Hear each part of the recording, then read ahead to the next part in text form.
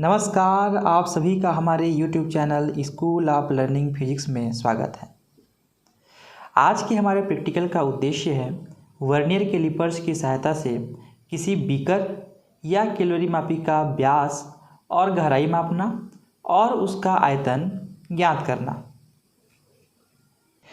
पिछले वीडियो में हमने वर्नियर कैलिपर्स की सहायता से गोलीय या बेलनाकार वस्तु का व्यास ज्ञात करना सीखा था। अगर आपने पिछला वीडियो नहीं देखा है तो ज़रूर देख लें, डिस्क्रिप्शन पे लिंक आपको मिल जाएगा। इसके लिए जो आवश्यक उपकरण है वो वर्नियर कैलिपर्स, स्क्रीन पर आप लोगों के समक्ष शो हो रहा होगा। उसके बाद एक बीकर जिसका कि हम व्यास और गहराई मापेंगे। इसके सिद्धांत पूर्णतः वर्नियर कैलिपर्स के सिद्धांत पर आधारित हैं। अतः वर्नियर कैलिपर्स का प्रैक्टिकल हमने पूर्व वीडियो में कर लिया है, उसे जाकर ज़रूर एक बार से देख लें। इस प्रैक्टिकल को करने के लिए जिस सूत्र की हमें आवश्यकता है आपके स्क्रीन पर प्रदर्शित हो रहा होगा। VI बराबर पाई DI का स्क्वायर H/4।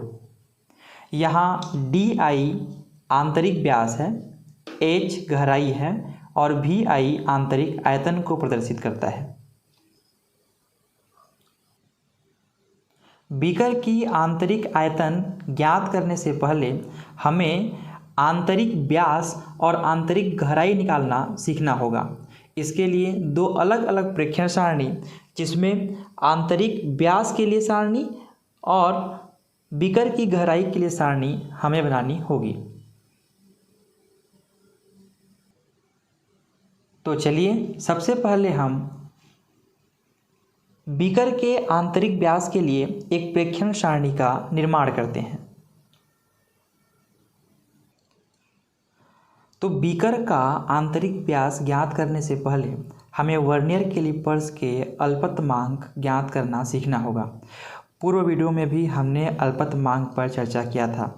तो अल्पतमांक बराबर होता है मुख्य स्केल के एक भाग का मान बटे वर्नियर पर कुल भागों की संख्या। मैं आप लोगों के समक्ष वर्नियर कैलिपर्स प्रदर्शित करना चाहूँगा। वर्नियर कैलिपर्स में पुनः एक बार ये मुख्य स्केल है। इसमें यह साधारण स्केल की तरह ही होता है। यह एक 15 सेंटीमीटर का होता है। उसके बाद यहाँ पर आप देख पा रहे होंगे ये है वर्नियर पैमाना। इसमें दो पैमाने होते हैं, मुख्य पैमाना और वर्नियर पैमाना। तो मुख्य पैमाना 15 सेंटीमीटर का बना होता है, जबकि वर्नियर पर भागों की संख्या या खानों की संख्या 10 होती है। इसी प्रकार से ये दोनों जबड़े हैं जिसका उपयोग हम लोग बाह्य व्यास ज्ञात करने के लिए करते हैं। ये दोनों भी जबड़े हैं, इनका उपयोग हम आंतरिक व्यास ज्ञात करने के लिए करते हैं। जबकि ये एक पेंच है जिसका उपयोग हम इन दोनों जबड़ों को स्थिर करने के लिए करते हैं। ये सारी चीज़ें मैं पिछले वीडियो में भी आप सभी को बता चुका हूँ। तो हम मुख्य स्केल के ऊपर आगे और पीछे वर्नियर स्केल को चला सकते हैं इस प्रकार से, इसकी सहायता से। इसके बाद एक और चीज़ है, इसमें ये आप देख पा रहे होंगे पतली पट्टी। ये एक ऐसी पट्टी है जिसको बोलते हैं डेप्थ गेज, जिसका उपयोग गहराई मापने के लिए करते हैं। अभी इसका उपयोग करना हम सीखेंगे। अब हम सीखेंगे वर्नियर कैलिपर्स का अल्पतमांक कैसे निकालें।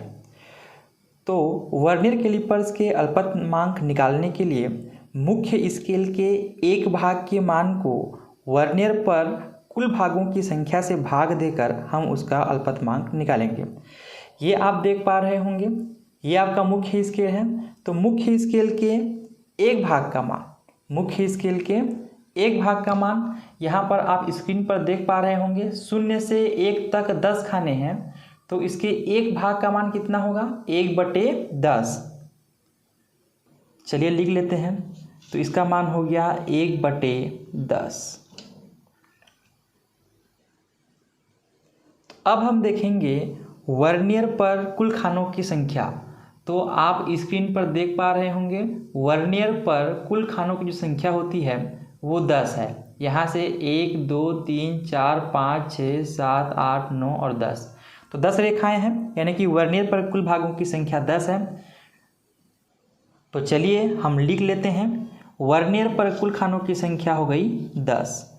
इसको भाग दे दीजिए। भाग देने पर ये आएगा 1/100 0.01 सेंटीमीटर, यानी कि वर्नियर कैलिपर्स का अल्पतमांक 0.01 सेंटीमीटर है। अतः हम कह सकते हैं कि वर्नियर स्केल की सहायता से दशमलव के 2 स्थानों तक हम मान प्राप्त कर सकते हैं।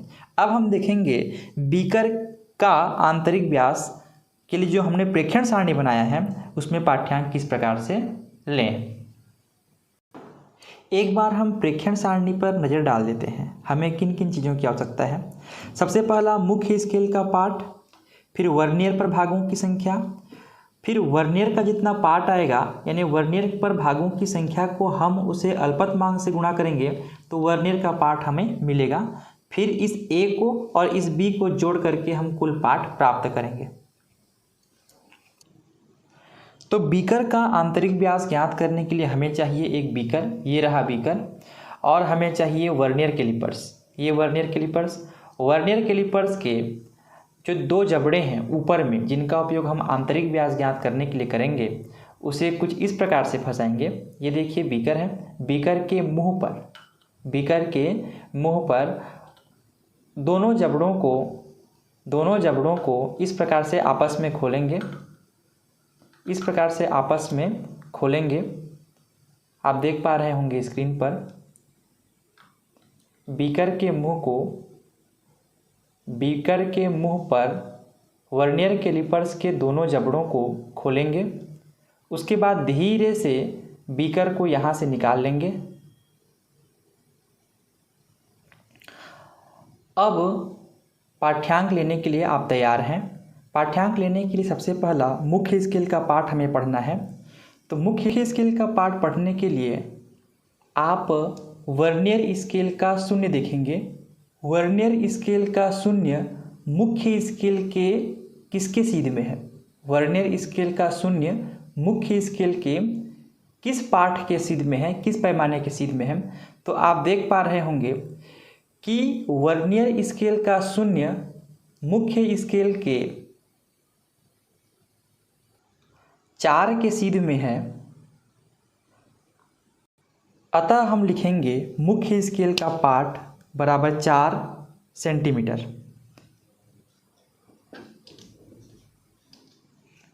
अब हम देखेंगे वर्नियर पर भागों की संख्या। वर्नियर पर भागों की संख्या देखने के लिए हम वर्नियर का कौन सा खाना मुख्य स्केल के खाने के ठीक सीध में है ये हम देखते हैं। तो आप देख पा रहे होंगे कि वर्नियर का जो 5वां खाना है, वर्नियर पर जो 5वां भाग है वो मुख्य स्केल के ठीक सीध में है। अतः वर्नियर पर भागों की संख्या हुई 5। चलिए इसे भी हम लोग लिख लेते हैं, वर्नियर पर भागों की संख्या 5। अब वर्नियर का पार्ट यानी कि n गुणा अल्पतमांक, n क्या है? वर्नियर पर भागों की संख्या। तो 5 को आप वर्नियर कैलिपर्स के अल्पतमांक यानी कि 0.01 से गुणा करोगे तो ये आपको मिलेगा 0.05। 0.05। अब क्या करना है आपको? तो अब आपको a प्लस b करना है। जब कुल पार्ट लेनी है, a का मान है आपके पास 4 और b का मान है आपके पास 0.05। तो ये जो कुल पार्ट मिला 4.05। इसी प्रकार से प्रयोग को बार बार दोहराएंगे। प्रयोग को दोहराने पर मुख्य स्केल के पार्ट यथावत ही रहेगी, जबकि वर्नियर पर भागों की संख्या में थोड़ी बहुत परिवर्तन हो सकता है। इस प्रकार प्रयोग को हम 3 से 4 बार दोहराएंगे ताकि बीकर के आंतरिक व्यास का सही मान प्राप्त हो सके। आंतरिक व्यास का मापन करते समय आप ध्यान रखेंगे कि एक समय आप देख पा रहे होंगे स्क्रीन पर इस प्रकार से आप मान ले रहे हैं तो दूसरे समय स्थिति को बदल करके मान लें, इस प्रकार से आप मान लें। फिर जब तीसरा मान लें पाठ्यांक लें तो इस प्रकार से स्थिति को फिर से बदल लें और फिर मान लें, और प्रयोग को इसी प्रकार से 3 से 4 बार दोहराएं। अंत में आपने जितने बार पाठ्यांक लिए हैं सारे पाठ्यांकों को जोड़ करके आप जितने बार भी मान लिए हैं उससे भाग दे सकते हैं। जैसे यहाँ पर हमने 3 बार पाठ्यांक लिया है तो हम मध्यमान व्यास ज्ञात करने के लिए इन तीनों पाठ्यांकों को जोड़ेंगे और 3 से भाग देंगे। अगर हमने 4 बार मान लिया होता तो चारों पाठ्यांकों को हम जोड़ेंगे और उससे 4 से भाग देंगे। तो जैसा कि आपने देखा, मुख्य स्केल का पाठ लगभग समान है और वर्नियर प्रभागों की संख्या में थोड़ी बहुत परिवर्तन हो रही है। तो मध्यमान व्यास ज्ञात करने के लिए मध्यमान व्यास बराबर 4.05 धन 4.04 धन 4.05। चूँकि हमने 3 बार भाग दिए, 3 बार पाठ्यांक लिया है, इसीलिए हम उसे 3 से भाग देंगे। तो मध्यमान व्यास ज्ञात करने के लिए जब हम इन्हें जोड़ते हैं तो मान आता है 12.14। उसको जब हम 3 से भाग देते हैं तो हमें पाठ्यांक प्राप्त होता है 4.046। यहाँ पर आप देखेंगे 4 के बाद 6 है, यानी कि 6 5 से बड़ी है। इसे 3 या 2 अंकों तक निकटन करने पर ये 4 में 1 जोड़ेंगे, यानी कि 4.05 सेंटीमीटर हमें बीकर का आंतरिक व्यास प्राप्त होगा। अब हम देखेंगे बीकर की गहराई के लिए सारणी। बीकर की गहराई मापने के लिए प्रेक्षण सारणी यथावत रहेगी। सबसे पहले हम मुख्य स्केल का पाठ देखेंगे, फिर वर्नियर के भागों की संख्या, फिर वर्नियर का पार्ट यानी कि वर्नियर की भागों की संख्या को अल्पतमांक से गुणा करेंगे और फिर हम लोग देखेंगे कुल पार्ट यानी कि A+B। चलिए हम लोग बीकर की गहराई किस प्रकार से मापते हैं ये अब हम। बीकर की गहराई मापने से पहले एक बात का विशेष ध्यान रखें, जब वर्नियर कैलिपर्स के दोनों जबड़े आपस में मिले हों उस परिस्थिति में अगर मुख्य स्केल का पार्ट वर्नियर के शून्य के ठीक सिर में है, कहने का मतलब यह है कि मुख्य स्केल का शून्य अगर वर्नियर के शून्य के ठीक सिर में है, मुख्य स्केल का शून्य वर्नियर के शून्य के ठीक सिर में है, अतः हम कह सकते हैं कि आपके वर्नियर कैलिपर्स में किसी प्रकार की कोई शून्यांक त्रुटि नहीं है। अब मैं एक चीज़ और दिखाने का प्रयास करूंगा। जब दोनों जबड़े पास में हैं, जब दोनों शून्य एक दूसरे के ठीक सिर में हैं, उस परिस्थिति में आप डेप्थ गेज को देखें। आप देखें डेप्थ गेज को आप देखेंगे तो डेप्थ गेज ये आपका मुख्य स्केल से आगे या पीछे नहीं होना चाहिए, ठीक सिर में होना चाहिए। यहाँ पर इसको आप देखें, यहाँ पर ये ठीक सिर में होना चाहिए, ये डेप्थ गेज और ये मुख्य स्केल ठीक इस प्रकार से सिर में होना चाहिए। तब आप कहेंगे कि इसमें किसी प्रकार की कोई शून्यांक त्रुटि नहीं है। शून्यांक त्रुटि होने की परिस्थिति में आप पूर्व वीडियो की भांति पाठ्यांक नोट करेंगे, शून्यांक त्रुटि भी ज्ञात करेंगे, उसके बाद शून्यांक त्रुटि को मुख्य पाठ से घटाएंगे। बीकर की गहराई मापने के लिए वर्नियर स्केल के डेप्थ गेज को इस प्रकार से खोल लेंगे। आपके पास ये बीकर है, डेप्थ गेज को बीकर के ऊपर, ये बीकर है, बीकर के ऊपर इस प्रकार से रखेंगे कि जो डेप्थ गेज है बीकर के तल को टच करे। डेप्थ गेज का ये अंतिम हिस्सा बीकर के तल को टच करे। ये देखिए बीकर के तल को टच करे, इस प्रकार से आप इसे खोल सकते हैं।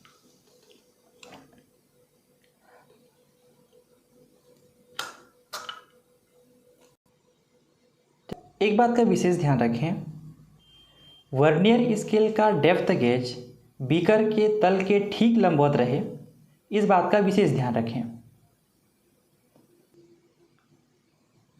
अब आप पाठ्यांक लेने के लिए तैयार हैं। पाठ्यांक लेने के लिए हम बीकर को निकाल लेते हैं। पार्ट लेने के लिए पुनः आप मुख्य स्केल और वर्नियर स्केल को देखें। अब हम देखेंगे मुख्य स्केल का पार्ट किस प्रकार से लें।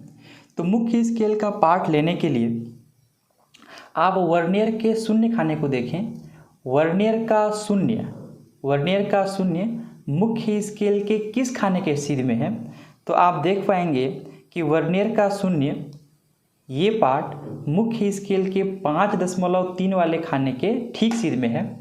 अतः हम कहेंगे कि मुख्य स्केल का पार्ट 5.3 सेंटीमीटर है। चलिए लिख लेते हैं। तो मुख्य स्केल का पार्ट 5.3 सेंटीमीटर। अब हम देखेंगे वर्नियर पर भागों की संख्या। वर्नियर पर भागों की संख्या देखने के लिए पुनः आप स्केल को देखिए, पैमाने को देखिए। इसमें वर्नियर स्केल का कौन सा खाना मुख्य स्केल के ठीक सीध में है। तो आप देख पाएंगे कि वर्नियर का जो 5वां खाना है, वर्नियर का 5वां खाना मुख्य स्केल के ठीक सीध में है। तो यही आपका वर्नियर के भागों की संख्या का पार्ट है। चलिए इसे भी आप लिख लीजिए। तो वर्नियर के भागों की संख्या हो गई 5। अब वर्नियर का पार्ट ज्ञात करने के लिए आप इस वर्नियर के भागों की संख्या से 0.01 जो कि वर्नियर कैलिपर्स का अल्पतमांक है उससे गुणा करिए। गुणा करने पर प्राप्त होगा 0.05 सेंटीमीटर। अब कुल पार्ट प्राप्त करने के लिए मुख्य स्केल का पार्ट और वर्नियर का पार्ट जिसे आप अल्पतमांक से गुणा किए हैं जोड़ दीजिए।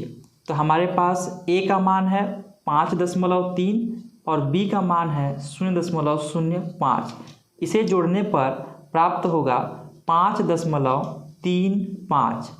इस प्रकार से प्रयोग को 3 से 4 बार हमें दोहराना है और हम पाएंगे कि मुख्य स्केल का पार्ट परिवर्तित नहीं होगा, जबकि वर्नियर के भागों की संख्या में थोड़ा बहुत परिवर्तन हमें देखने को मिलेगा।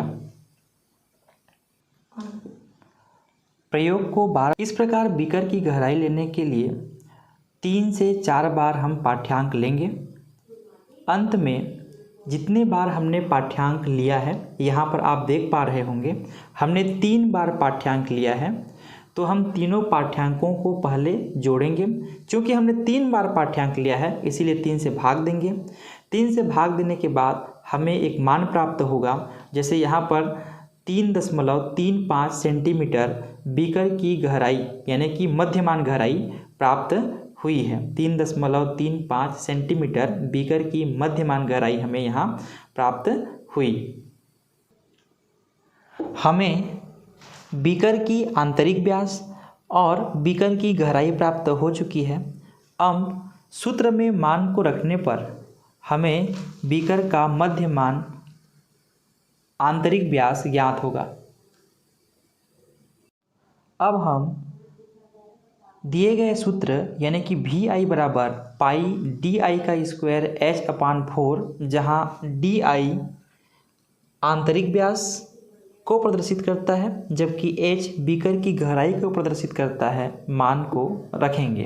तो सूत्र में मान को रखने पर VI बराबर पाई DI का स्क्वायर H/4, पाई का मान 3.14, DI स्क्वायर, DI ये है बीकर का आंतरिक व्यास। बीकर का आंतरिक व्यास हमने प्राप्त किया था 4.05, तो उसका वर्ग हो जाएगा क्योंकि DI का वर्ग है।